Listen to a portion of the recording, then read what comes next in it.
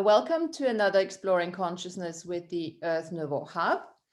And today we're going to carry on with our exploration into this new civilization, run up to Galactic Citizenship, 2050, 53, whatever the exact time is. Of course, we don't know, but it's definitely time. And, Leah just said something. It's really time to reintegrate.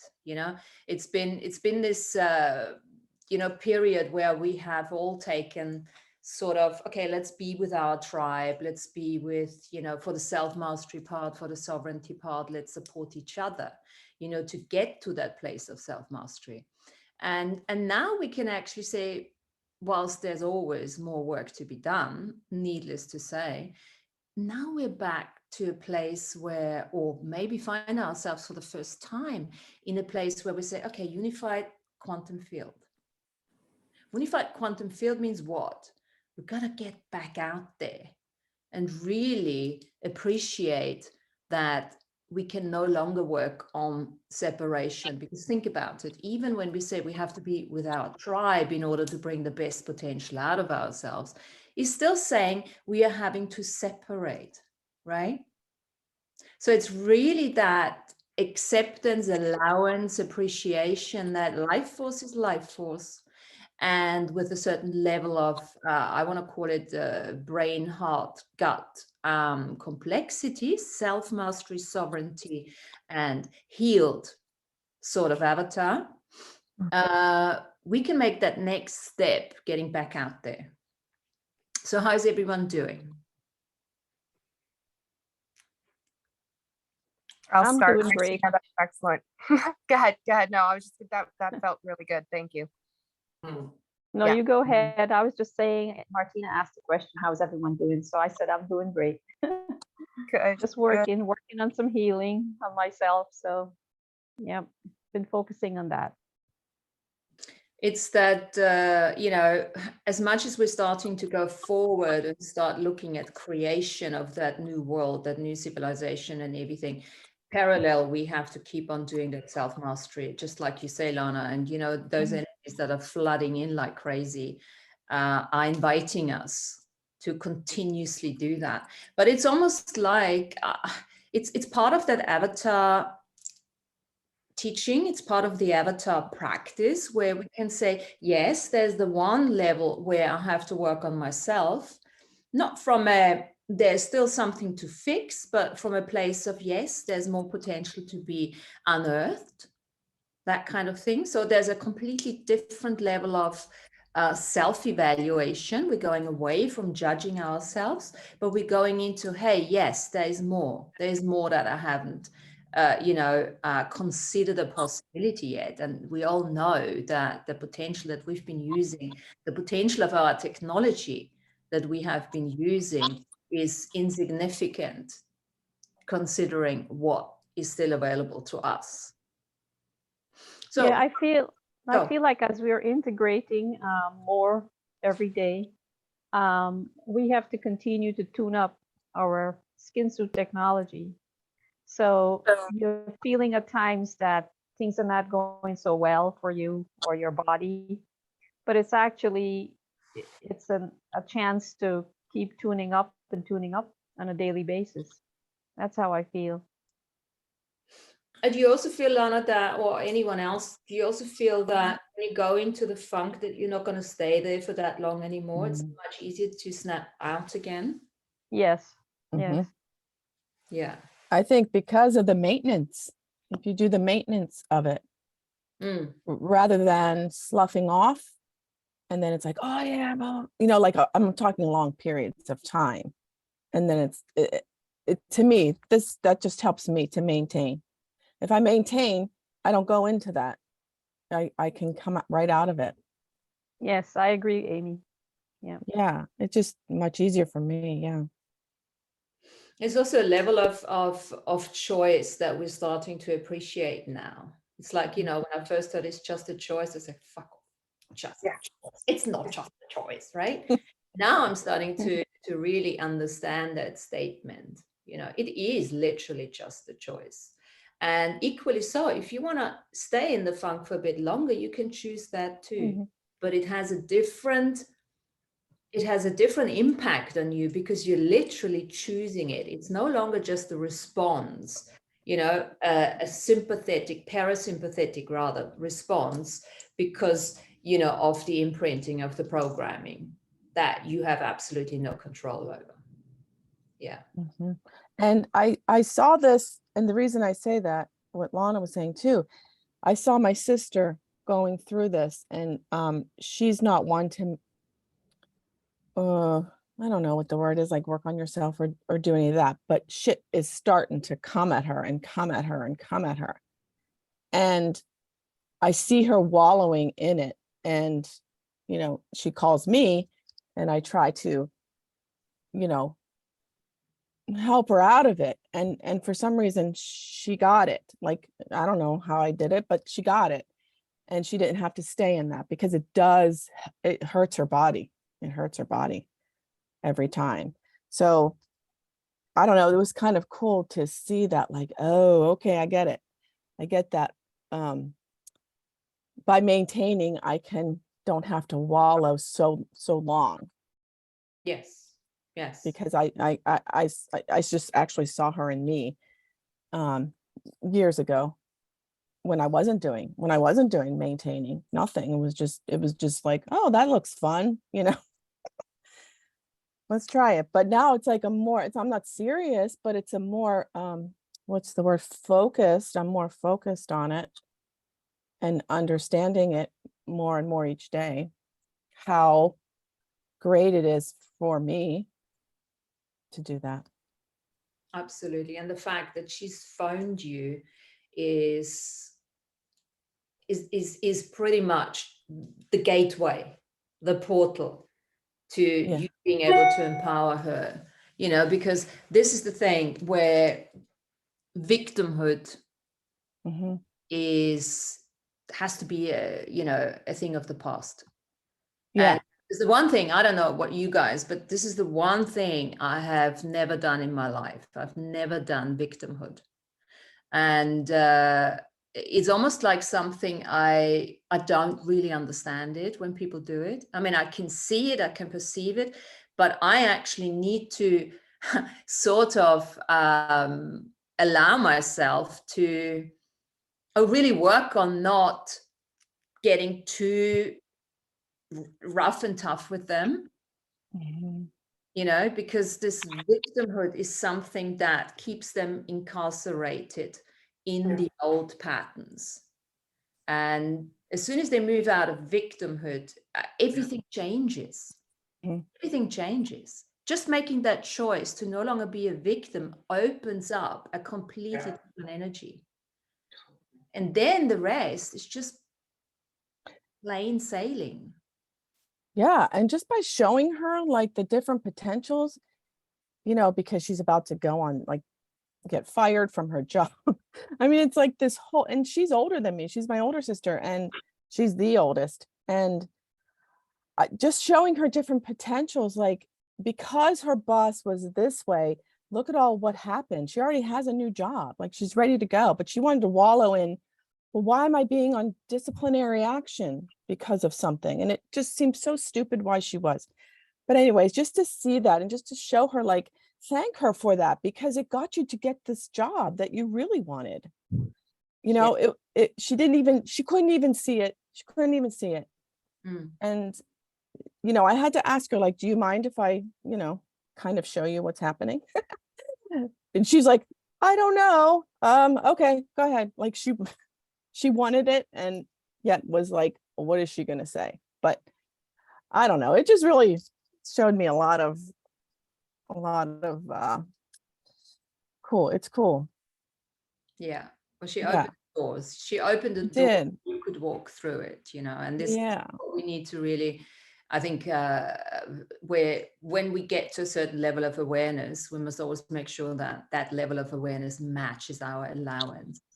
Does not exceed our allowance, because then what happens is, you know, it's not enough to see the shadow side of other people, their shadow patterns, and then just going straight in if they're not ready to receive us, not ready to hear it. Because what you do is you're just you know, working with the shadow. You're not even working, you're just fighting the shadow, and it's not, it doesn't help you, it doesn't help anyone else. I had something. Can I say something? Of course, yeah. Oh, okay. Thank you again for having me. But in the last couple of weeks, I've been really grateful, and I've gained a lot of compassion for others because of a huge piece I was able to, you know, look at. And I finally, after, you know, being on the journey for a while, really saw that I was still in jail. And the jail was, it felt like lifetimes of the experiences that I had about not doing it right, the strictness. It's almost like the times of being cloistered, or you know, writing scrolls, or being in orders, just like it was still there. You know, you can't do it right, you can't go into the world, you got to stay where, I mean, it was just, I mean, I couldn't believe that, you know, maybe it's the Lionsgate, or I just have to trust the timing, but I couldn't believe it. I've been working on this for years, and I finally saw the jail. And I just was so, you know, liberated. I couldn't figure out why, as a healer, it's like I would dance, or like I would have something to do, you know, to move forward. And I would just like run in circles, you know, not seeing that fear there. Like, you know, you can't go out in the world. Anyway, so I gained a lot of compassion, you know, for myself, but, you know, working with others, like, it gets pretty deep. But anyway, so thank you for letting me share.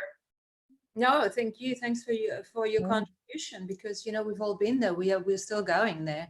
We're all part of this little cycle, you know. So absolutely. Yeah, So, I mean, good. I just want to ask Leah, because she's come in here, and you know, just give us your little perspective by changing the consciousness of the country, because that is quite interesting. You know, we talk about our self-mastery all the time and looking at ourselves the whole time, and sometimes we do say, okay, are you with the right people and all of that? And this is not from a separation perspective. This is from a pure choice perspective, actually taking into consideration the consciousness of a country that can have a huge impact on us too. So maybe you can give us a bit of an input from your side on this one, Leah. Absolutely. I'll preface this by saying that for many, many years, I have known that the energies, the frequencies in the United States were not necessarily a match for my preference. That goes further than even the past 4 years since the exorcism and the healing journey. I mean, I think I've always known that. I have felt kind of like a foreigner in my own homeland, if you will, because it wasn't necessarily a match for my being. But there was so much growth to be had there. Many, many experiences through the trials and tribulations and the chaos energy, which is still very prevalent in America, to the point where a few years ago, I kind of put my hands up and I was like, when do I get to leave this shithole energy? When do I get to move into something that's more of a match for what resonates for me, where I can not only integrate the healing and these new perspectives, but actually embody it where I can be supported. And it just, what it came down to was alignment. There were factors at play, and alignment needed, keys and pieces needed to line up in order for me to be able to shift out. And I think that's really important to note here, that, as you know, AB says, healing is a process, not an event. I, in my own journey, have caught myself running ahead and saying, okay, well, I know this is where where I need to be or where I want to be, but how do I get there? So we get caught in kind of this vacuum of almost being able to see, feel, articulate, and even in essence, in parts, embody that healed state. But the process has its own timing, right? The process to get there. So what that taught me was to be more present in this process, even if it was uncomfortable, even if it was not ideal. At times wanting to beat my head up against the wall, going, for how long do I have to stay here? And so shifting into Sweden, which is an entirely different consciousness, as soon as I stepped off the plane and through passports, there was this calm that permeated everything. This sense of just, the people are different. The air is different. The consciousness itself of this land and of the societal structures here, it's very different than America. And now what I'm feeling being here is this is a place where I can rest. And as mentioned to Martina before we started recording this call, I'm feeling called to go to Germany, right? Where the energy is going to be different there. There's more movement. It's a larger city. So it's going to be interesting. And I know that moving forward that my work is international and that I am to be traveling. So I'm looking forward to that, to really dropping in and being present with what is here right now, right? What is here right now? What is here for me to explore? What is here for me to offer and also receive from this space? Exactly.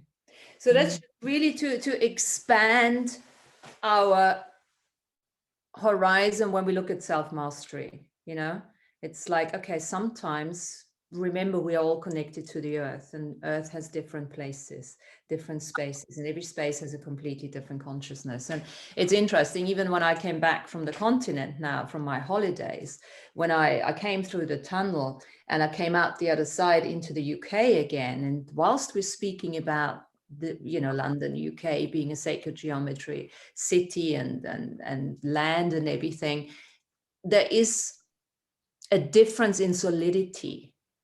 It's less solid than the continent. It's very interesting that some of the big cities have a different level of solidity. And it's that they often say that the big cities have, it's like the time is bleeding, the time bleeds, you know, between the past, the present, and the future. And in London, in the UK, the way I'm perceiving it, the time bleeds are much more prevalent. There is that solidity of present, past, and future, everything happening at the same time. And that is more conducive to who I am. So I feel much more happier here than on the continent, where everything is much more stagnant, much more solid, that kind of thing. So it's quite fun to look at that from that perspective, because as we are continuing this path of changing in energies and, you know,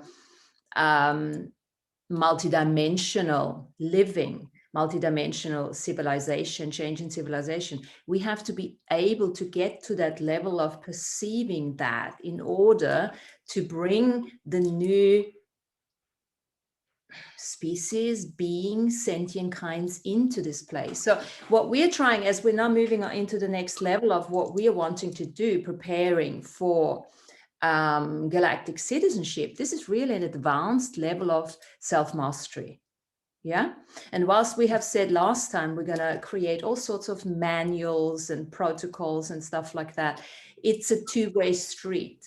We have to prepare ourselves to be that unsolid, what's the word, that liquid, that much more sovereign movement, where we can literally, what we are expecting, our soul family that is coming through now, we're expecting them to be able to manifest in this reality, right? So we have to learn and become very proficient in manifesting, demanifesting, manifesting, demanifesting, you know, in all these different bubbles of realities that are forming on this planet before we even think of going out to other planets, which we of course already doing. Okay, but I'm talking about from a conscious perspective. So what we are looking at here is, this is not just making contact with ETs.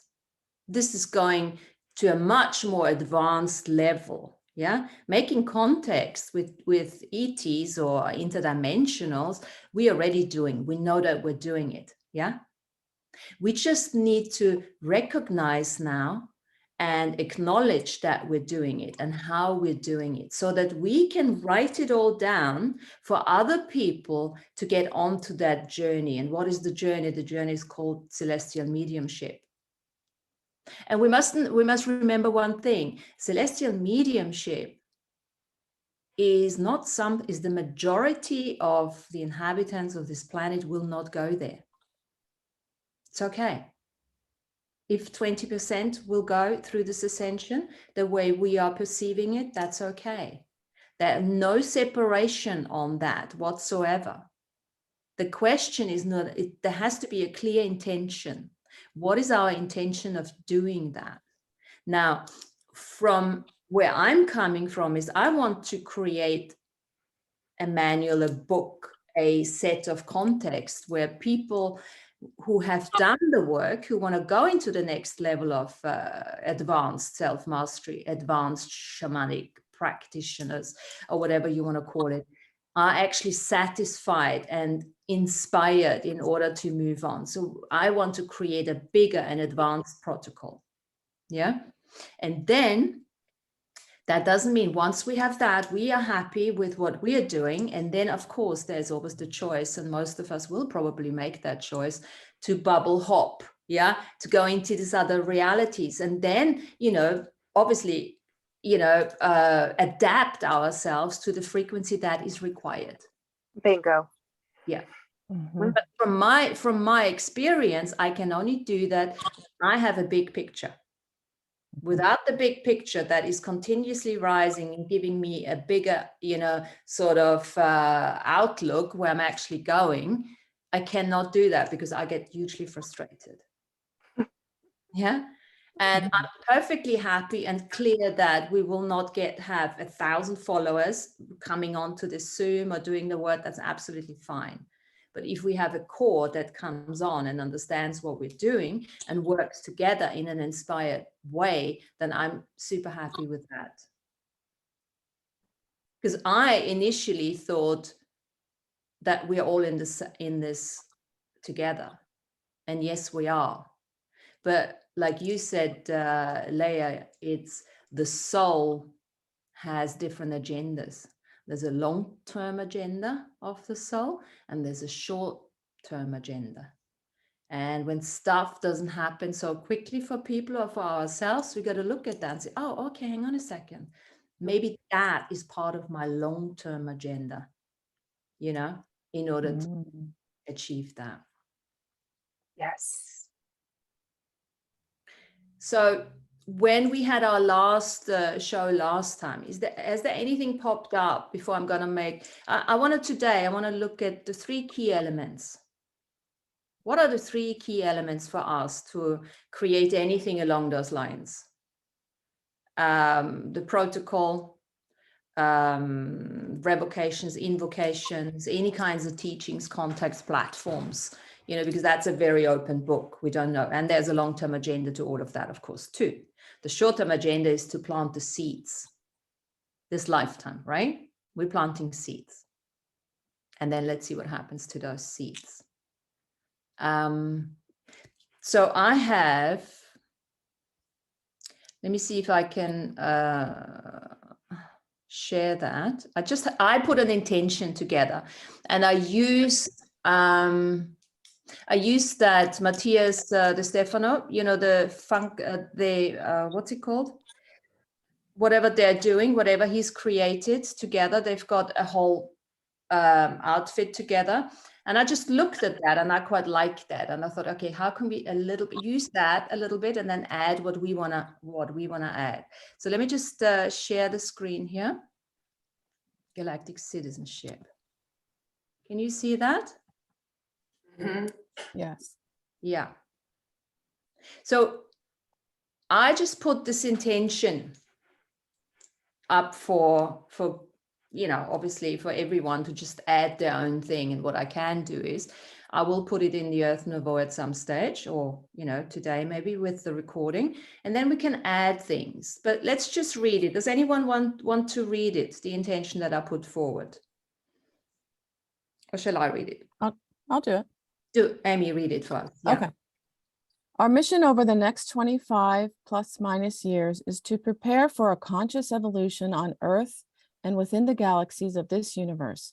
Our aim is to bring forth a social and economically advanced integration of earthly and interstellar networks for the purpose of creating a new civilization in the run-up to the implementation of galactic citizenship for humanity and interdimensional species. The initiative is to create a diplomatic framework for cosmic harmonization through transcending human adversity, integration of human and interdimensional species diversity, and world views, and the utilization of all unique potentials. We are seeking advanced emotional and intellectual development for humanity through the synthesis of our greater monad and a collaborative, non-hierarchical, and self-governed interconnectivity between all sentient kind. Okay. So how does that sit with you guys? Is this in line with what you're feeling about this too?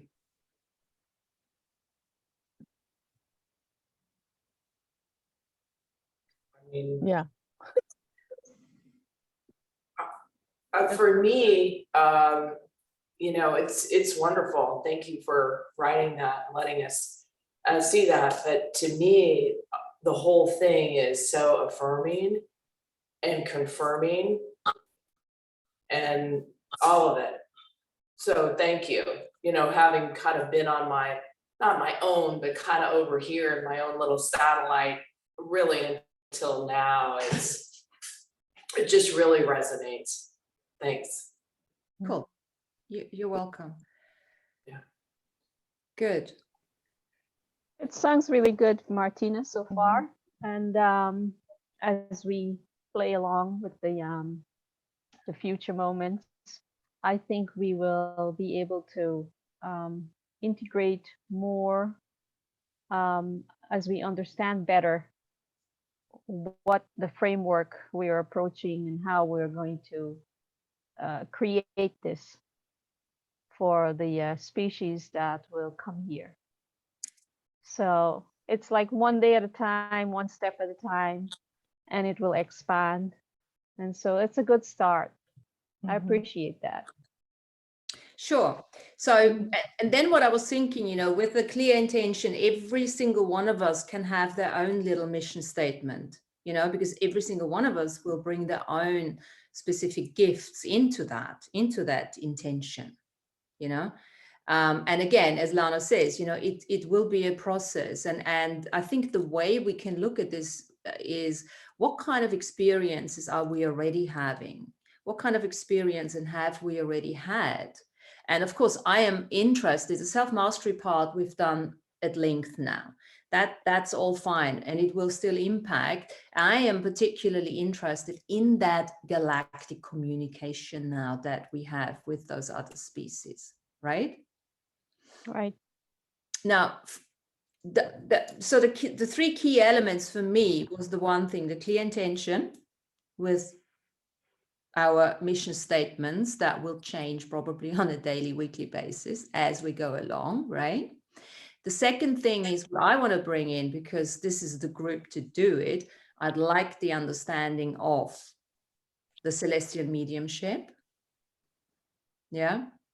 Purely for the purpose of understanding who we are actually inviting. Who are the species that we are inviting? Right? Who are the species that are communicating with us already. Mm. Now, it's parts of our animals that we have split off that living on different planets. It's part of our soul family, right? And soul family is interdimensional, because otherwise it wouldn't be soul family. So, you know, we can talk about, we need to really have a little distinction here. What is a terrestrial? What is an extraterrestrial? What is an interdimensional? And we've done that. We put that in the book, in Abby's book. So there must be a section somewhere, I can't remember which page, but we did that in one of the shows where actually I did that on a privately with him, but we did put that in the book. And I have not seen it in such a at length explained in any other, from anyone else. So it's a really good thing to look, if you guys got the book, grab it and just get an idea who we're actually inviting, right? Okay, I have a question. Or can I share something that happened? Yes. So after our show on Friday, I went to a cave.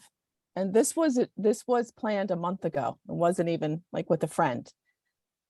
Well, it's 125 feet. We went into Hollow Earth, right? So I took pictures of all, and I kind of lagged behind the group. I wish we could have gone in like quietly, but it was a tour. So I kind of like was the last one because I wanted to really speak to these species in there. I mean, there were some awesome pictures of just the crystal forms coming down from Earth. And I heard them say they're ready to leave, like they don't want to be there anymore. So I was thinking, how do I work with them? Because they're not they're in the Earth, they're not outside the Earth. But some of them feel trapped in there. That's perfect. That's perfect. This will be, you know, once we have the big framework together, that will be one section. Yeah, because the hollow earthers have been trapped, have been there for many lifetimes and eons of time. And there has already been a huge exodus in the last couple of months because of the change in the energies. The whole faction has changed down there. It's much more now in cooperation with what's actually going on with this big ascension and everything. But you're absolutely right. And that will be another level of communication with our embassy that we have in Hollow Earth. So Amy, what you can start doing already, just go down there whenever you want to, sit in the embassy and have a chat with them, see what's going on, and whatever you're getting, bring it forward. And then we just make one of our shows about the Hollow Earth and the ones that actually want to leave. Absolutely, because there will be lots of them who want to come on to the surface as well. They want to leave, they want to get out because they've been there forever, but lots of them, you know, or quite a few, want to come onto the surface as well to support us here. Has anyone else had any interaction with the Hollow Earthers along those lines? Not with the Hollow Earthers, but I have had a couple of recent contacts, I think. So I was doing a distance marconic session on somebody, and a holographic Gray's head appeared on my table, like just looking at me. If he was talking to me, I didn't receive the information, but like 3D holographic head appeared on the table. And I was different day driving up to a bald in the Appalachian Mountains with some friends of mine, which a bald is just a big like open area at the top of the mountain. And they're quite known for UFO landings around here, like if you track some of the stories on them. But it's like a 45-minute drive up a gravel road. And we were just talking about how time has, like one of the girls that was with me, we both have been losing time. So like we'll look at the clock and it's 11:15, and then we'll look at it again and it's like 1:30, and look at it again and it's like 12:45. So like it jumps ahead and then jumps back. So we had just said that, and then we looked at the clock, and the clock had just done that in the car, and even like the clock on the car was an hour ahead of the clock on our phones, and we were nowhere near like a time zone change. And just as we were talking about that, like both of us like went still, and then like there was this big whoosh, and we were suddenly like back in the car, and we were like, time just stood still, which the other two people in the car with us had no idea what we were talking about. But you could feel that we were gone for a minute and then came back. And another thing is like the dragonflies are everywhere. Like one even was in my vegetable garden, which is like 300 feet from my house. And I had walked up to my sliding glass door while I was waiting for coffee to brew, and I was braiding my hair, just getting ready for the morning, and a dragonfly from the garden flew over to the sliding glass door, looked me straight in the eye, and then was trying to get in the door and trying to get in the car. And they follow me everywhere. And you know, I'd looked at the spirit message, obviously, of dragonflies, but I hadn't really thought about it until last week's call when somebody suggested to Amy that like maybe that's contact in the form of a bunny. And that could be contact in the form of dragonflies. They're everywhere, and they're trying to get into whatever container that I'm in to communicate. So I thought that was something to pay more attention to. Absolutely, absolutely. And thanks for mentioning that. You know, when people are looking for what does contact actually look like, you know? It could be exactly that. It could be finding stones that look a certain way, faces. I mean, I can see faces everywhere now. You look up into the clouds, you know, and you see the faces. And this is where the practice that advanced, it's called advanced practice, okay? Because we have to use our imagination, and we have to trust our imagination. And that is an advanced practice, because people have always said, this poo-pooed our imagination, and that's just crap, and you're just making it up. And yes, you are making it up, because the capacity that you have. So keep making it up. And the more you keep making it up, do not be surprised next time when you hear a little voice from that dragonfly saying, "Hi, Jen, how are you?" Yeah. Yeah. And that's really something that, you know, people wouldn't consider advanced. They think it's childish, maybe it's this or that, but trust me, it's the opposite. Yeah. Because this is something that we have been beaten out of us. And this is what we have to bring back in.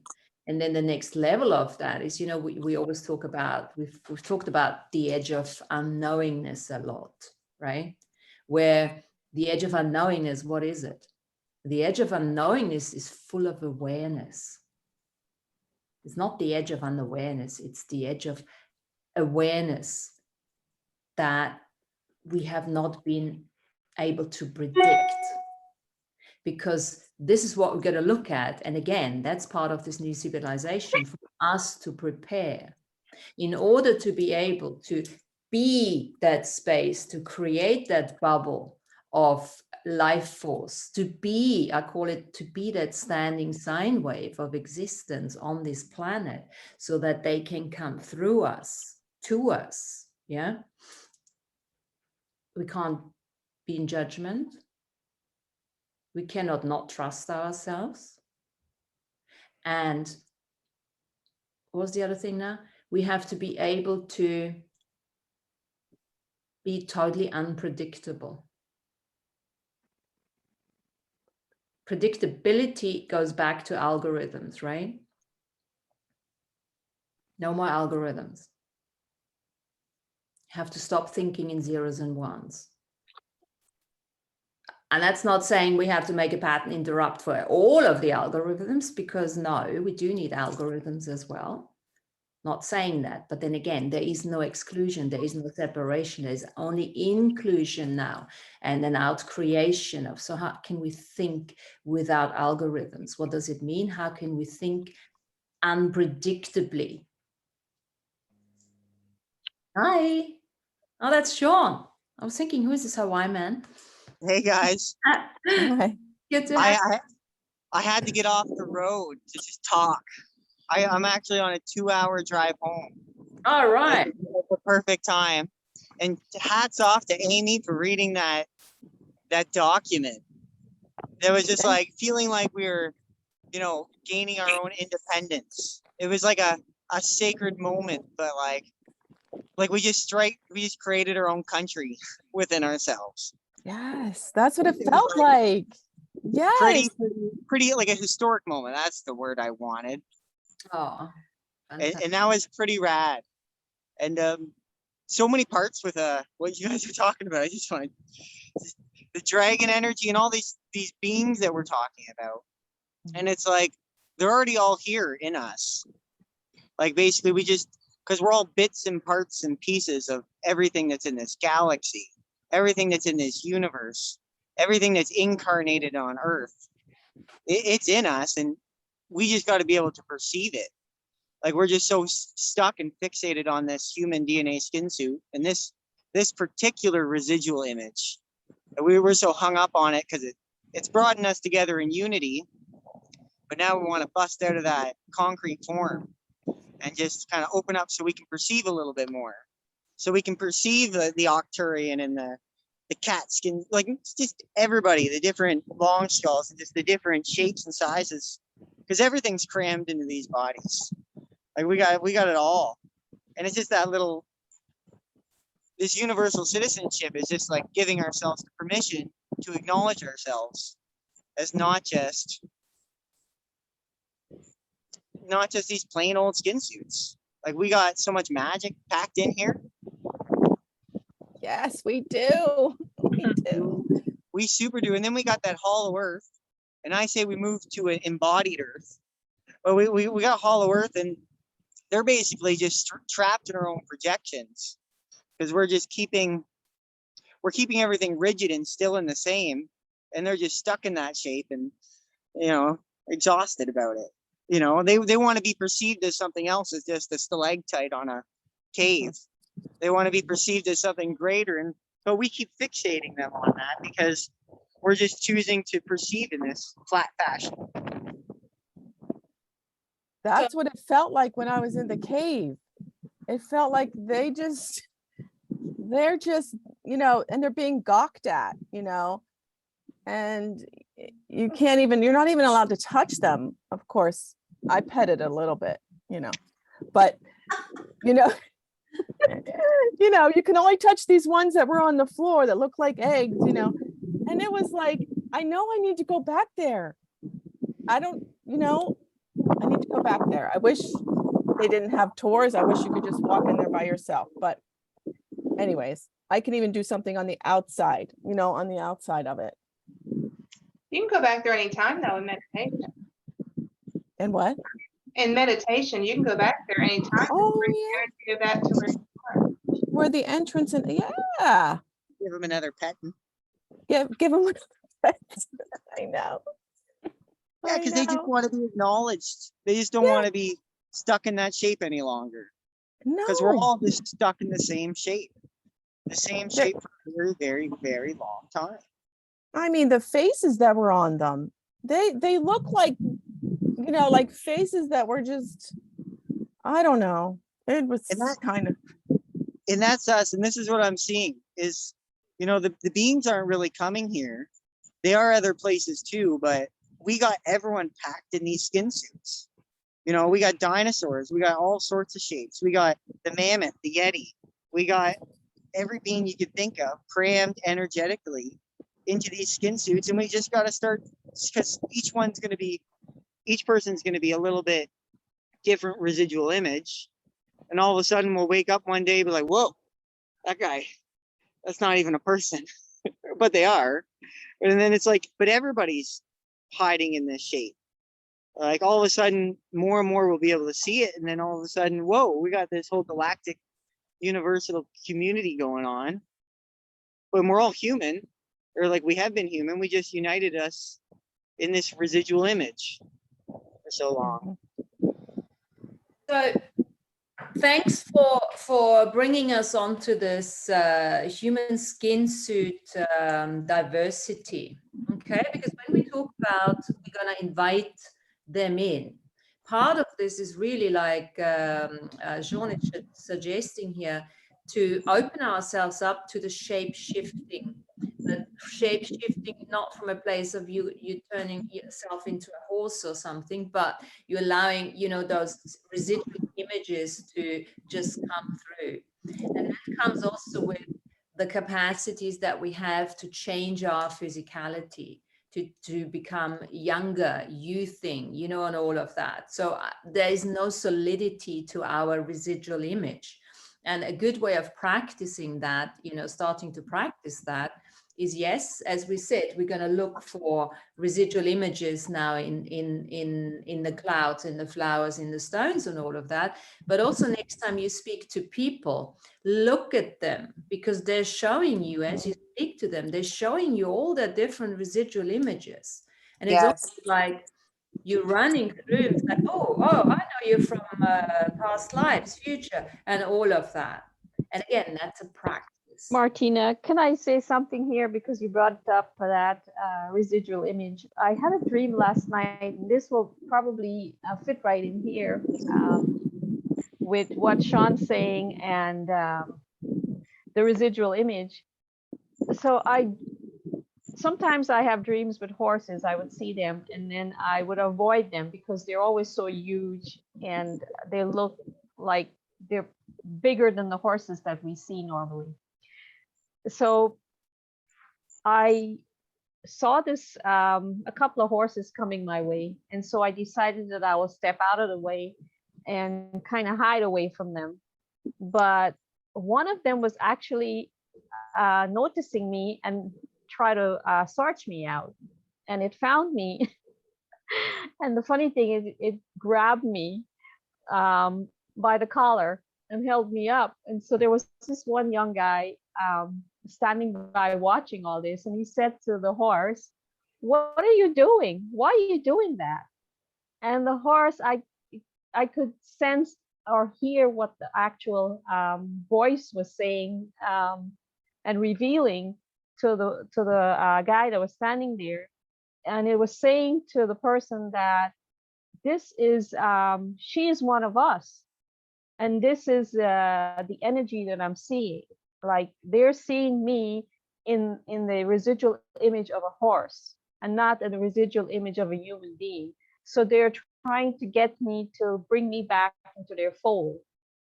So what you guys are saying is like when the species that come here from different planets, different races, what they're going to see of us is that energy that we look like when we were part of their culture, when we were part of their species, because this is what the horse was seeing in me in the dream. As a four-legged being, the energy of that four-legged being, and not a two-legged human being. Are you getting what I'm trying to explain? Mm-hmm. Does that make sense? Mm-hmm. So I think that when we get the new species started to come here on Earth and we greet them, they will see in us themselves, their soul family, that residual image. So when you're saying we're going to shapeshift, that will be the moment that it will appear as though we're shapeshifting, but they will perceive the energy in that form of their residual image, what we used to be like when we were living amongst them. Because we have all of their, as Sean is saying, all of the different species within us already crammed into this one body.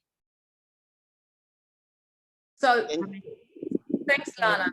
That's a perfect example of going non-solid, thinking non-solid. Yeah. Whichever way they are perceiving us, whichever way we are perceiving them. It's not going to be just like, you know. Oh, by the way, once the horse explained to the boy what he was seeing, and the guy was like, maybe it was Sean that was there, because he was about 25 years old. You were about that age, right, Sean? Yeah. Sure, I'm anyone who's just a young person. It could have been you that was standing right there and questioning the horse. Now that I'm thinking about it, because I didn't really identify the person. But once the horse explain what it was actually doing, it dropped me and let me go free again. See? But it wanted to bring me back into the fold, not knowing that I don't belong in the fold right now. I'm a human being. I'm on Earth as a human being. So it realized that what it was doing was not right. It just dropped me and let me go again. So you bringing in a really important point here as well.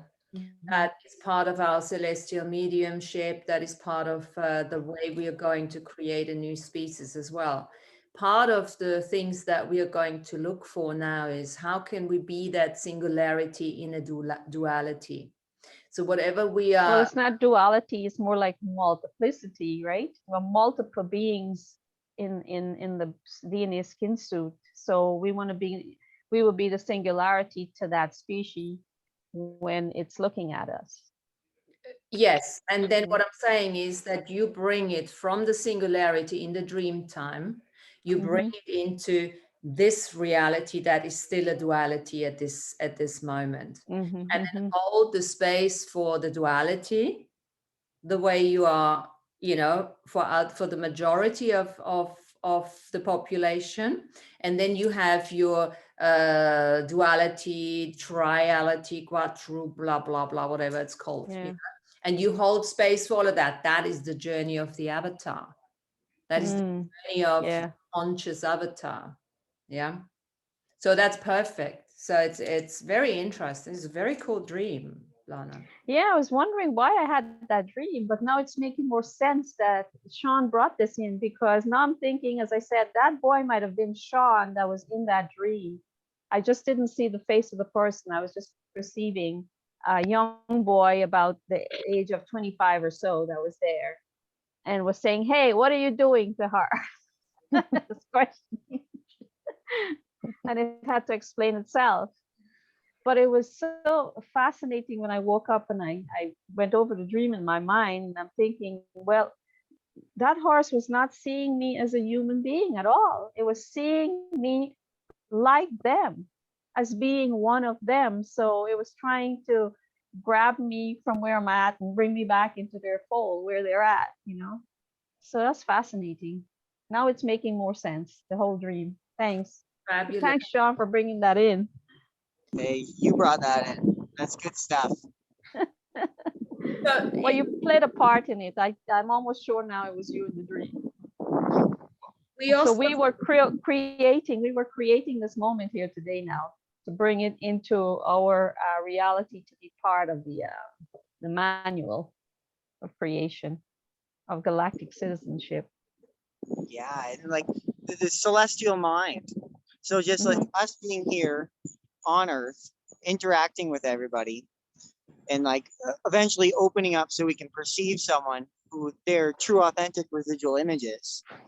But then we have our signature authentic frequency, which is us, unique to nobody, like unique to us, different than everybody else. And we can go into the dreaming mind, ourselves into all different bubbles of realities. And we can be off dreaming for 18 years in a whole different life, or just going off being taught different lessons, years, months at a time, different places. But then we know how to just come back into our body, recognize our own signature frequency, hop into our autonomic nervous system that has all the programs running, and just be able to operate. Like, and ideally do this while we're sitting down at a park or waking up, and not while we're driving, but like just be able to go and come back and just be like, hey, I know my signature frequency so well that I can come back to this reality with no discontinuity whatsoever. Just to streamline back in without, and like to me, that's like the celestial medium right now, or part of it as I see it. You can just go voyaging and come back, but just not lose your pace, not miss a step. You can kind of just continue on day to day and do your dailies here on Earth with this crazy world we got going on. Flawless manifestation, demanifestation at will. Like, yes. like Jen said, it's not time related. Yeah. Yeah, especially not for, we learn that because we can go journey if we get tired. We can go journey. We can go experience things that aren't as difficult per se as living on Earth. And we can come back and just use all those skills and use our power and our willpower to keep enjoying time here. Because it's a great time. It's just a little convoluted. So a little practice. How can we put this into practice? Very good practice to do. You keep your body on this earth. You keep your body grounded on this earth, yeah, which is automatically because you got a body. So that's the vehicle is there. You expand out. You'd go on your travels. Think about it that way. You're still here. You can still talk to other people at the same time. You can go on that journey and then you can focus back in again. So it's like the grounding that I'm suggesting here is the next level of grounding where, well, anyway, for saying you're always grounded because you got a body here. As long as you got a breathing body here, you're grounded. So don't get hung up on that, but just really more think of how much are you connecting the source essence or the soul essence rather into the body by being present. And that presence can be through water, through food, by asking a question, looking somebody in the eyes. And then at the same time, you can just get yourself out by, and go on your travels whilst you're still sitting at the party that is probably very boring. And that's a choice. Now, I'm not saying, we have done this. We all know how to do this, guys, right? We know how to be sitting somewhere and not there, not in the body. And if we do it by choice, it's a very different thing. And we can only do that when we have a level of sovereignty, when we have a level of fortification. Because remember, as soon as you get out the body, it's free for anything else to come in. So that is, I'm talking about advanced mastery here. Not to be mistaken by people, oh yeah, that's great, I'll do this all the time. No, because and then, you got God knows what infiltrating into your for rent sign. Okay, bring it on, bring it in. No, we're not inviting bloody entities into our bodies, yeah? It's our body. We are the avatar. We are staying present.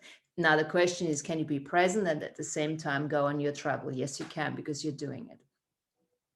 This is a master class. Yeah. So, and that's what we're looking for. Now, what does that feel like? What does that look like? How can we be more and more conscious about that? I want to say one more thing on the invitation of those species. Let's call it species, starting with our soul family.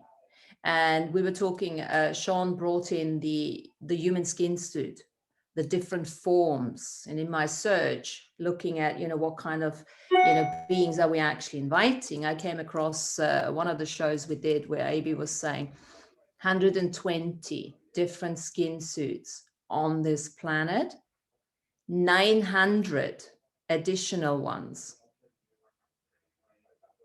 not on Earth. So I personally, this is my Arcturian coming through again. I want to know who I'm bringing through. And to be honest, I bought this. I thought, let me get one of those protocols that other people have already done. And there's this encounter of the fifth kind with Stephen Greer. Do you know the guy, Stephen Greer, the UFO guy? And he's done the serious documentation and all sorts of things. So yeah. This is the handbook I bought, yeah, just £6 or something. The ACE5 handbook, and I thought, oh, that's cool. We can get some ideas from those guys how they do it. And a lot of what they're doing is obviously taking it from, looking at UFOs and getting, orbs, seeing orbs and everything outside, that outside communication. We are going to focus more on the inside communication. As far as I'm concerned, that's where I want to go. And also use a little bit more advanced, this is very basic in, prayers and lovely meditations in there as well. But we can advance this because we're bringing in the second element. First one is the intention. What did I say? The clear intention. What do we want to do as a group? What do we want to do as an individual? The second one is, do we understand the celestial medium journey? Mm-hmm. Do we actually understand what an interdimensional is? Do we understand that when we are inviting other species, we're inviting ourselves to a great extent? Because mainly interdimensionals have the soul codes and the light body DNA imprint with the earth in order to come in at will, with ease. And then, of course, you know, we can talk about the terrestrials and the extraterrestrials. We can talk about the void space beings and everything. So it's a very advanced sort of manual that I would like to create here, not just sit there and close your eyes and use some goggles and say, oh, I see a UFO. That's not good enough for me. Yeah. And then the third one is the unified field consciousness. Yes, prayer, meditation, la, la, la. And in addition to that, absolute non-judgment, total allowance, understanding that there is no separation in the unified field consciousness. How can we create it? How can we jump through it, with it, in it, that kind of thing, without losing it? And God knows what else. So those are the three key elements for me. And I will put them forward into the EN Hub. And then, you know, guys, by all means, add your comments and everything. We add them to the document. And that's just a proposal. And then we're going to build it on the basis of, do we understand all of that? Do, you know, celestial mediumship, we need to talk about illuminal thinking. So all these AB teachings that we have understood at some level, we have to start understanding on a different level. We have to start emanating them. We have to start using them. We have to start playing with them. We have to get out of chemical thinking. We have to understand what it's like to go into illuminal thinking and really practice it. There's a practice to it. And then when you guys have some ideas, how do you practice it? Now, put a little, you know, exercise together. Next time in the Zoom, let's just do one of those exercises. Yeah. And let's play with that. So let's start. We're going to be like magpies. We're going to start, you know, collecting things now from everywhere. And then we're going to throw it onto the hub. And then at some stage, we're going to pull it all together and make it into our book, manual, whatever we want to make it. Does that make sense? Does that sound good? Yeah. Yep. Yeah. Mm-hmm. And one more thing. Well, Amy, we have to start writing down and bringing in our experiences as you already do, because this is what it's based on, experiences. Yeah. As the experiences happen, we can then start writing them down. Oh, this is the teaching, right? Yeah, that kind of thing. So what kind of communications do we already have in the dream space, outside of the dream space, like the bunny, like the horse, like Jen was saying with the time? That's very, very useful. Write these things down. Remember that. That's time bleeding and all of that. That's going to happen. Okay, that's all I have to say. Are you sure? Yeah. Yes, Lana. I wanted to make a connection here, where I wanted to show something that I painted on a cloth that I've never painted on before. And this was back in March. This again, it's like this future coming here. It feels like it connects with everything we're talking about, because this came out of, I had, you know, other worlds. Like, this is otherworldly to me. So I just wanted to share it. So I'm going to put it up behind me. So I'll be right back, but you guys can talk. I'll be right back.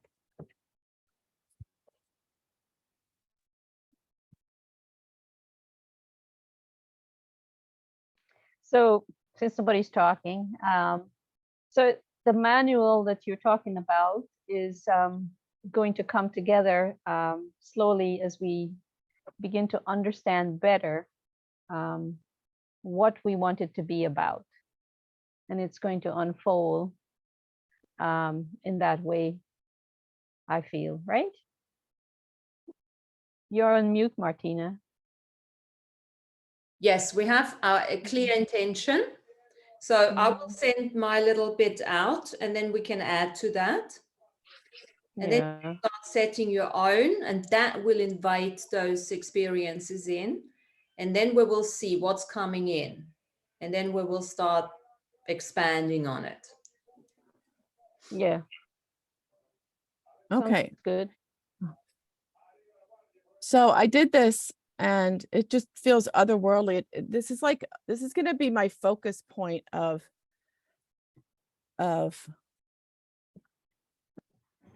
this that I drew, that I painted.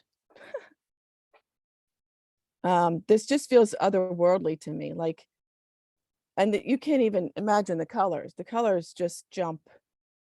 They're just so vibrant in person. This doesn't even do justice for it. But this just felt like planets, like the 900 species that you were talking about, like living on each of these, at least for me. And then the hollow Earth. Let me see if I can get closer.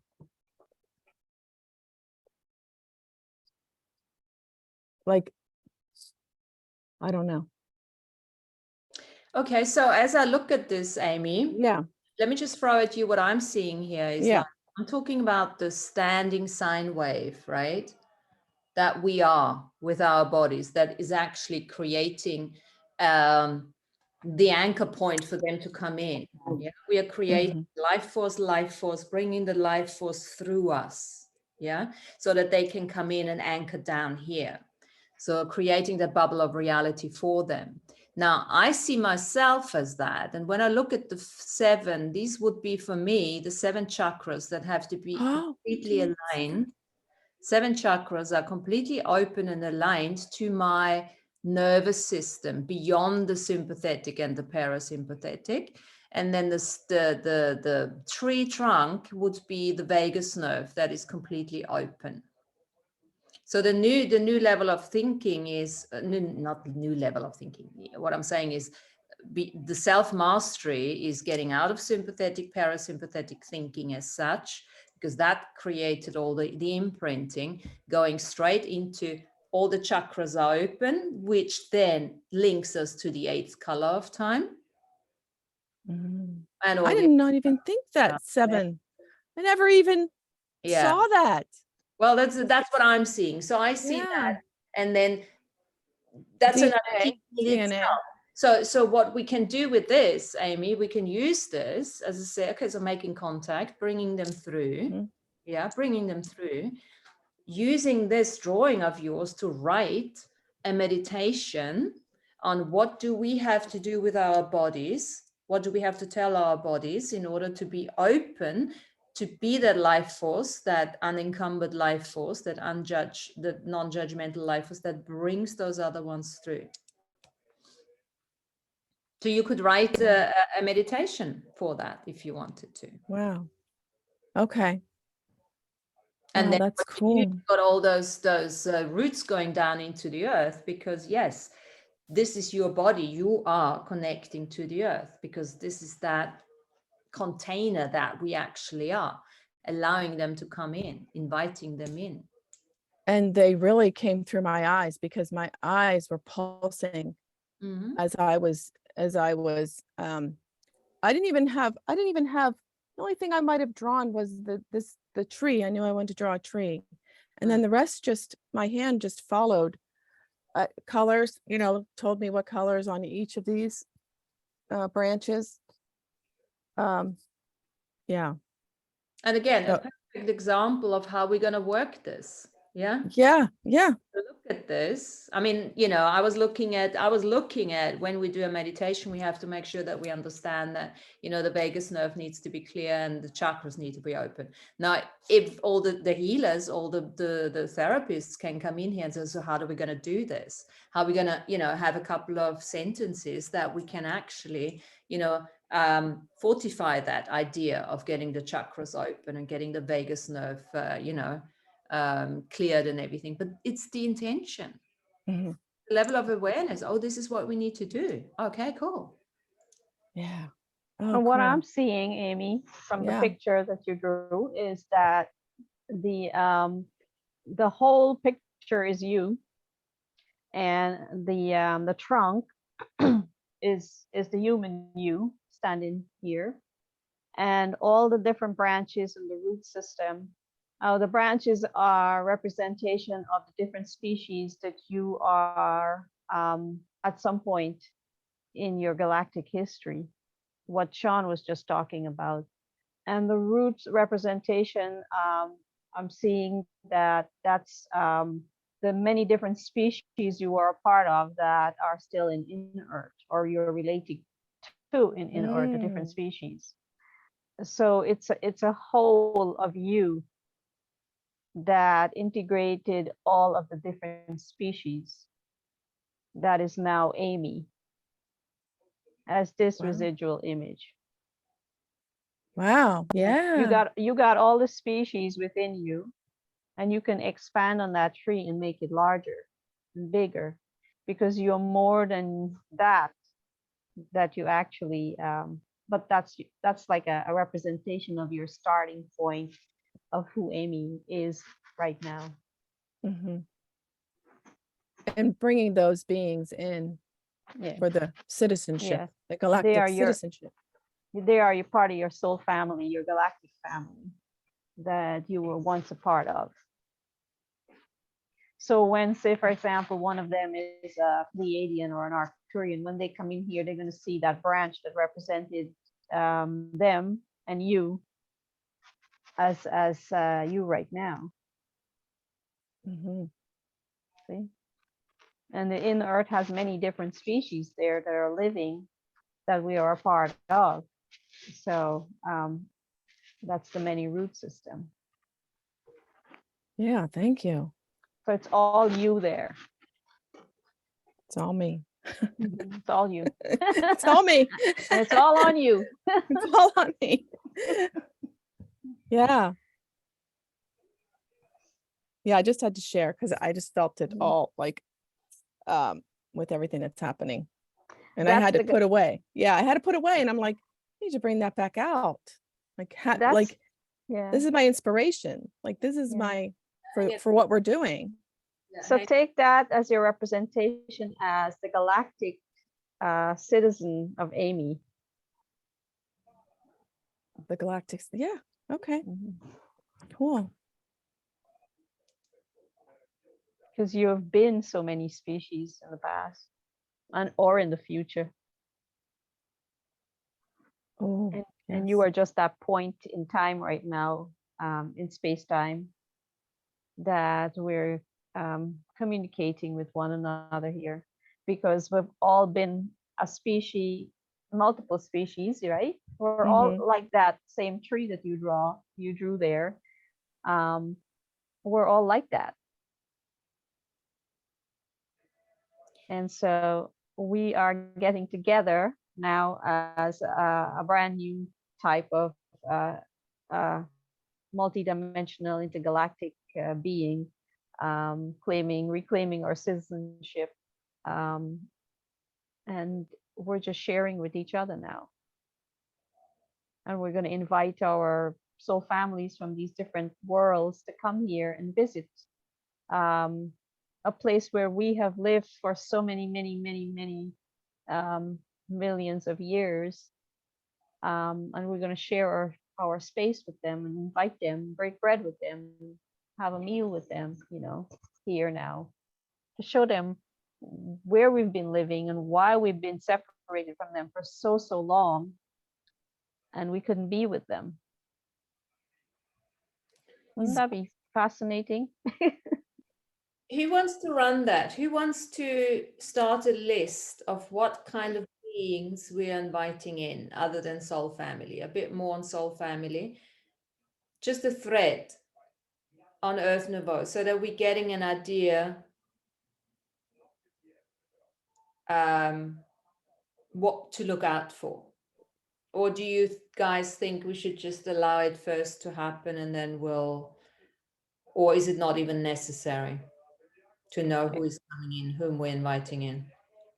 Well, we have to start with our soul families first, because those are the ones that we know and we're part of. When we integrate our soul families and invite them here to visit us, then I think we will expand out to the ones that we're not related to or have never been here. Because So we have to get reacquainted with our own species, our own galactic family that we were once a part of, that we were separated from for so long. And then we go beyond that to other species. So Lana, you're a master transcriber. And I'm not putting I it, wouldn't say that. I'm putting it out there. I'm putting it any kind of material about soul family. Let's see if we collect a few things. We can make it, when it comes to the manual, and also for our own sanity, to make a little paragraph on soul family. What are we actually looking at? What do we know about soul family? Would that be useful? Because I'd like to have this in the manual, so when somebody gets it who has no idea, hasn't done the work or anything, but still is getting to a certain level of awareness where, oh, okay, I'm looking for soul family. What does that actually mean? What do you Don't we think? come in? If Don't I we come come across in with any our soul- material, one second. If I come across any material on soul family, I'll make a transcript of it. Yes. So I'm sending it out to everyone. I've got something which I will post as well. I throw it in the Earth Nouveau. If Lana, anyone, obviously, and anyone who listens to this on the replay as well and wants to contribute to that, let's start with soul family. What do we know? What is it? So that we're getting a bit of an understanding for whoever we give it afterwards or who wants to look at that. And then we can always expand. It's always nice to start somewhere and then expand on it. Yeah, that would be a good place to start. What is our soul family? What do we know about soul family? So yes, an explanation on soul family, because a lot of us are confused still, on the subject of who is soul family, what is soul family. And then, I mean, that could be an entire chapter, what yeah, connect, la la la, what's the difference, residual images, blah blah blah, that kind of thing. Okay, all right, so you see, it's all sort of falling nicely. Do we post it on the hub? I would say just post. Yeah, I would say so. The only thing is with this hub thing, once you upload a file, you can't really change it, right? Can you make a file within can you make a file like Andrew has? Do we have something? We need to look at that. I don't know. Yeah. That would be nice, if you could have actually one master document where everyone just adds their thing.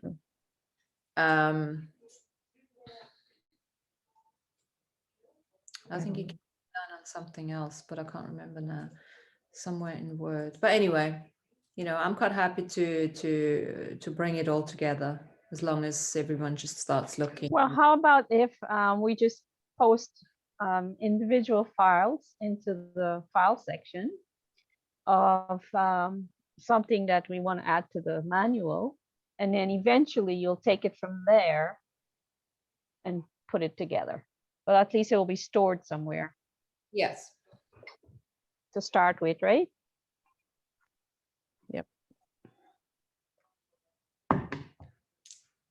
So we also, if you wanna, if something, pushes you to come up with a meditation, by all means start writing something together, and then that it can be changed, it can be adapted, and things like that. And then maybe what I do is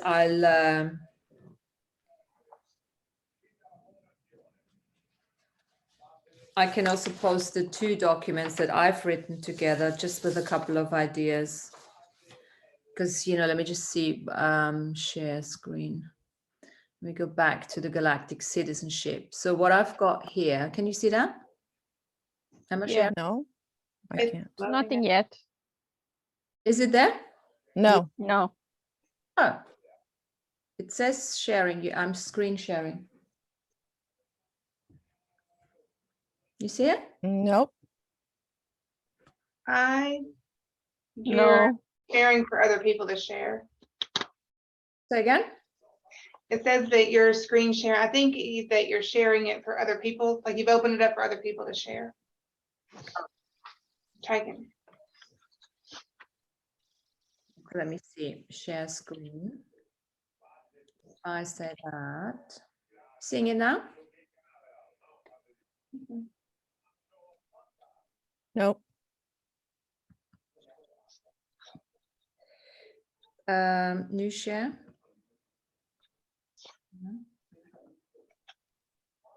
Now? No. Okay, never mind. I'm just going to read it to you. So I have, for the, okay, that's the protocol. Let me see the other one. Okay, now for the protocol. So what I've got is clear intention, then celestial medium journey, and a unified field of consciousness, the 3 elements. Yeah, we need to all be clear on that. And then why do we want to establish a more conscious contact? To establish common ground, fact-finding mission of all other dimensional requirements, multidimensional collaboration on the graduation timeline, earthly teachings of free will. Remember, free will be a big teaching. That will be one of our big teachings to all our soul family. Sharing of wisdom and memories, support the awakening process in humanity on Earth, signal grasp and willingness to be of service to galactic and universal integration, healing of separation rifts below and above, healing and technology exchange, a message of hope and inspiration, declaration of preparedness, that kind of thing. So whom do we want to establish a more conscious contact with? What types of interstellar beings are there? Soul family, benevolent beings existing outside the natural range of perception, ascended masters. I'd like to really have a section for communicating with ascended masters, other planetary inhabitants, angelic realms, blah, blah, blah, the whole thing. Brain, heart, gut complexity under the grasp of celestial mediumship, understanding the practice of the triple S. I mean, that's basically my book, Self-Healing, Self-Mastery. They can just read the book because that's pretty much the whole run-up and a confirmation, a compilation of the triple S. Then the understanding of the earth-based avatar emergence, and the full understanding of free will and choice. I think that's something we can really pass on to them, because that's going to be slightly, well, they're not familiar with that. Unified consciousness application would be meditation, personal prayer, dreams, wholesome expansion of our consciousness bubble, understanding that time bleeds, and then locating one's etheric tail in those time bleeds. Because think about it. Let me just stop this now. You can't see it anyway. I was talking to Jessie the other day, and I said, with all the reference points disappearing, and we're finding ourselves in this unsolid state, in this liquid state of past, present, future at the same time, how do we reference ourselves? No longer identification, no longer this, and can be there and there. It's got to be slightly confusing. And I thought, we have to look at what does the cat do, because the cats are being used in space, right? How do they position themselves through the tails and everything, to. And Jessie was saying, well, we have to find our etheric tail. And I thought, that is such a beautiful way of looking at it, in that place of everything happening at once at the same time. How can we find our etheric tails to position ourselves without the old reference points? What can we learn from the cats? The cats coming big time in again, as part of our soul family, teaching us already. And of course, not just the cats, the dogs, the dolphins, the whales, all the other animals. So that's a whole other section, you know. The unentangled observer. Exactly. Bringing. Wow, that's really deep. What you just said, that question. It's like, oh my goodness, I don't even know where to begin with that. Yeah. Yeah, that is. And remember, AB saying at some stage is that we all had a tail. Yeah. And Skin Suit had a tail. Well, being a horse, I did have a tail. Yeah, absolutely. A long one. Coccyx, right? Look at the coccyx. Yeah. Yeah. It's all there. You can even write a little meditation on the use of our etheric tail to position ourselves in this new sort of time where time just gets lost. I mean, what happened to Jen was like, oh, this is so cool. And I was like, oh my God, I'm so scared. What's going on? I can't trust the clock anymore. No, you can't. Because we're no longer doing this Roman numeral time. We're doing galactic time now. It will be I've written one of those for the book. But that's just a different one. You know, we can go really more specific. So I don't want to change this conversation or the topic, but talking about time, I don't know. Anybody noticed the new moon this past couple of days? I know Jen usually pays attention to the moon. Have you noticed the new moon? What about it, Lana? Well, I saw the new moon like 2 nights ago, and it had that little sliver, and I thought that it was the first piece of the new moon that you would normally see, like the first day. And then I went and I checked what date was the new moon, and it said the 27th was supposed to be the new moon. But then I saw the moon again yesterday evening, and it looked exactly the same size. It didn't grow any bigger. From my perspective and my point of view, it was the same exact sliver, like it was the new moon, like it, it always is, from the first day. And so talking about, losing time, I don't know if the moon is not growing, with more light each night, or it stands still from my perspective, the same size of light that I'm seeing bouncing off of it. Sometimes the change between days isn't really perceptive, but I did notice when I was in Mississippi, it was the same, almost the same size 3 nights in a row. And maybe it was just my concept of time, but the moon rises like 50 something minutes later every night. And it seemed like moonrise was closer together than usual. But I wasn't really that much paying attention to time. I was having to be really social, so I was like not fully in my body. So. I'll look again tonight and see if it got any wider. It should be not quite a quarter illuminated. Well, this was still like, I'm perceiving it as the first, day of the new moon. That's how I'm seeing it still. I find that interesting. So, sorry, I just had to bring that in. Absolutely, yeah. Well, you can always ask your galactic communication buddies and see what they know. In your dream time, and your dreams have become so beautiful, so nicely illustrating nowadays.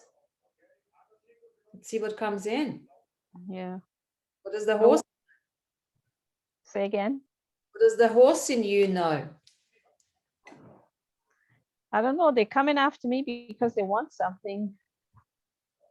They want me to maybe share something with them. They're looking for me all the time. And I just simply hide from them. They want you to remember who you are, Lana. Maybe that's what it is. What's it gonna take? Yeah. Hiding. Well, the human me was hiding, but now I've grown from that time that I started having dreams with them, coming after me. And I had a healing too. And that aspect that was so afraid of them got healed. So that doesn't take place anymore in the dream. So this is all brand new, a new type of dreams I'm having with them. So we'll see how that unfolds. Fantastic. Well, maybe they're the ones that are coming in and say, "Hey, remember us? We are part of your soul family." The first species. I mean, a species that I can actually visually understand and see in the dream time, rather than some species that has pointy ears, and and looks entirely different from anything I've seen before on Earth. So maybe it's the ones that are we're most familiar with in appearance that is going to come first and reintroduce themselves to us. We just have to be more awake and aware to that in the dream time. So what animals have you guys been dreaming, or what species have you guys been dreaming about? Snakes.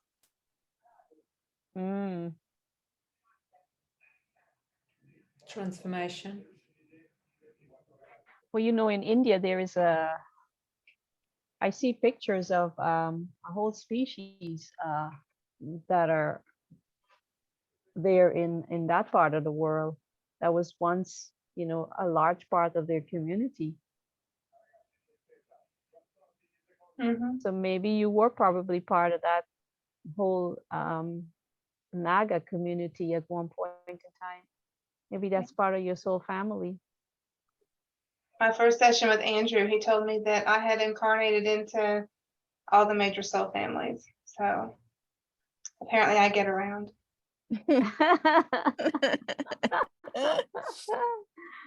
I had a dream of a baby lamb, like it was just a sweet little thing. And then my dog, of course, trying to get the rabbits, he was trying to herd the lamb. So he was in my dream trying to herd him. And oh, it was so sweet. Now that you made me think of that, Lana, I forgot to write that one down. Yeah. A sweet little lamb. So Jen, when are you going to tell us a little bit about the studies, the certification that you've done of late? I can't even pronounce it. What is that modality that you've done? Yeah, tell us a little bit about that. So the theory behind it is that humanity was supposed to have ascended in 2012 and we missed the boat. And so a Plan B ascension method had to be downloaded. And so it came through Allison Bird, through her higher self and the Elohim. And it's really it's a frequency modality. So there's kind of two protocols that they've covered so far anyway. The first one is like a no-touch session, and it's just a frequency boost. So it's a lot like a Reiki session, but instead of it just being that light universal energy, it's high frequency. And that's about a 30-minute session, same kind of hand placements, although a different arrangement of them. And then second to that, there's a no-touch can be done just like a Reiki session once a month or whatever kind of maintenance protocol you have. Then separate from that, they have what they call like the Unified Chakra Realignment Recalibration. So they say that our chakra system has been modified to restrict us as we're coming into the body and into the great forgetting. And so like there's dampeners on each of our chakras to restrict the flow so that we don't have full access to our potential and to our memories. And I buy into that. You can see the shape and it conical on both ends and coming into a restriction at the spine. So the recalibration basically removes those dampeners and recalibrates or rebalances the chakras so that they return to a spherical shape. And they're in the same place, like centered in the same place, but they're different sizes. And so they're nested into each other, with the heart chakra being the largest one that encapsulates them all. So a recalibration you would just do once in your lifetime. And part of that is your light body activation. So there's a lot of rules and dogma around the modality. But I love the energy. I really like the protocols. I really like the frequency, the people that I've worked on. I see a lot more movement in their energy, a lot more clearing than I did with Reiki. It's very effective at moving energy. People feel more energized after a session. Like, you know, after a Reiki session, you feel really relaxed and calm. After a Marconic session, people tend to go home and clean their house and do like clean the baseboards and stuff like that. Like they're very energized. And from the recalibration, people have a lot more psychic awareness, psychic opening. In fact, I had that myself too, even after it's a 2-part program. Generally one, we have a day 1 and a day 2, 24 hours apart. After the day 1, like I could always see light bodies, but I couldn't really see like aura colors. After the day 1, I could see the colors. I can see the energy between my hands, like when I'm doing energy sessions on people. And my communication has gotten stronger from it. So I really like the modality. I'm still working on the messaging, some of the unpopular opinions that they have, and some things that I think are just, they believe that their way is the only way to ascension, and I don't believe that at all. There's a million ways to go about anything, right? It's just the only way that they know. So the messaging I'm still working on, but I love the energy. Oh, fantastic. Well, that's the thing. You just what works for you and leave the rest. I'm wondering if from that protocol, especially the chakra recalibration and everything, maybe there's a possibility to put it into a revocation invocation at some stage. Absolutely. Going into any copyright issues, of course, but you know, that kind of thing, because that we could use to getting people ready to work more with the aligned chakras, you know. Yes. And maybe bring in the 8th color, you know. One of the things that really drew me to take the class was the alignment that they have with infinite geometry, which is something that I'm becoming more aware of in base 12 math. And so I'm still working on studying base 12 math where I can speak intelligently about it, but I'll work that in as well. Fantastic. Yeah. Very, very useful. So I'm going to show how much of an anal nerd I am. I think I can make us like a shared drive, either through Google Drive or through Box, so that we can share files and write in the same file, if you guys don't mind that. And like, I'm already forming the table of contents for the manual because I write manuals. So I'll start on that too, if you don't mind. So please do, by all means. Yes, it is Google Drive. Yes, I've done that before. Yes. I just didn't have the word. Yes. Oh, that would be great if you could do. Yeah, Jesus, yes, please do. Because I was thinking, if we are going to be writing down our experiences, maybe not all of them will make it into the manual, but we don't know what goes and what doesn't until we have data in front of us. And so it might be too much to put it all on the EN hub, and it's really public that way. Whereas if we had just a drive that was for us, people might be more willing to share their experiences there. Yes. Yeah, that would be great. I'd really appreciate that. And then we can share it. Yes, yes, yes. So all you need is our email address, isn't it? It goes with email addresses. Yeah, yeah, fabulous. Yeah, that's perfect. And then we can just play and throw all that stuff in. Mhm. Fantastic. Fantastic. Sounds like a plan. Yeah, I like it. So maybe what I do is then I'm not going to put it on the EN Hub here, and I'm just going to send you, Jen, on email, jenstone90, and then you can, use it and see if you can use it for putting the structure a little bit together, Mhm. and then we'll take it from there. Yeah, you're right. My email address is right there. So if you send me your email address, I will I'll get the Google Drive set up this week or this weekend and send Cool. you. And you guys get it from there. Just give Yeah, I'll send you my email. email Mhm. address, and then we'll take it from there. Yeah, I think that's a perfect idea. Yes. You see, everyone's coming forth with their gifts already. I'm loving it. Mail.com. Okay, cool. Yeah. Yes. Okay, guys. What else we got here? 2 messages. Saminia, nice to hear the nice conversation. I'm just able to listen. Well, good to have you here. It's always good to have your energy here. Fantastic. Bye, Blue Wolf. She's gone. Okay. Well, I think we explored quite a bit. It's all quite highly chunked. So I think I want to leave it like that. We know the way forward. And we'll just play and see what's happening. I'm going to put the recording out, and everyone obviously welcome to join us in this little experiment, long-term, short-term agenda. And yeah, we'll take it from there. All right. Do we have any questions? Any final words or anything?